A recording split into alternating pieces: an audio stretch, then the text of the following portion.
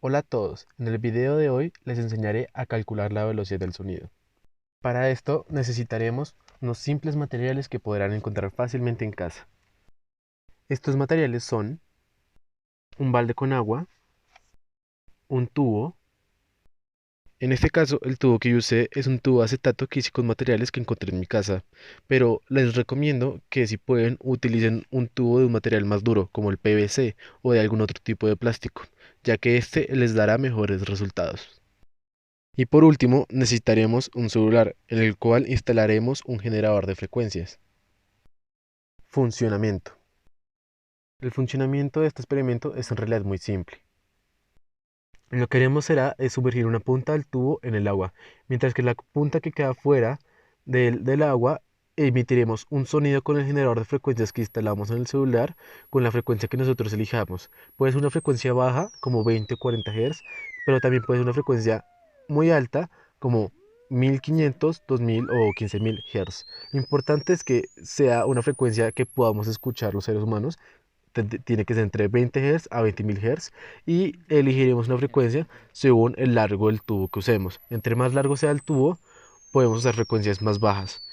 En mi caso, elegí una frecuencia de 3000 Hz. Después de haber elegido la frecuencia del sonido que emitiremos en el celular, sumergiremos el tubo poco a poco en el agua para poder notar los cambios en la intensidad del sonido. En los momentos que la intensidad sea máxima, es decir, que el sonido suena muy fuerte, haremos unas pequeñas marcas en el tubo como se muestra en el video. Estas marcas nos dirán en qué parte del tubo la onda está generando vientres. Sabiendo esto, mediremos con una regla la distancia entre vientre y vientre. Esta distancia nos dará el valor de la longitud de onda.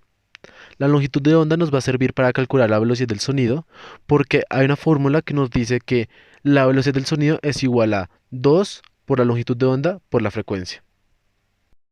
En mi caso, me dio que la velocidad del sonido es de 342 metros por segundo, una medida que aunque aproximada es inexacta. Para conseguir un resultado más exacto, lo que haremos va a ser repetir el experimento con distintas frecuencias. Después de repetir el experimento con distintas frecuencias, nos dará distintos resultados de la velocidad del sonido. Para finalizar, utilizaremos estos distintos resultados de la velocidad del sonido para hallar un promedio entre estos mismos, y este promedio va a ser el resultado final. En mi caso, me dio que la velocidad del sonido es de 330 metros por segundo. Ahora les explicaré cómo es que emitiendo un sonido por un tubo podemos calcular la velocidad del sonido. Es decir, qué es lo que sucede dentro del tubo que nos permite calcular esta velocidad. Primero tenemos que recordar que hay tres tipos de onda. La onda plana, es decir, la onda que solo se mueve en una dirección, como las cuerdas de una guitarra.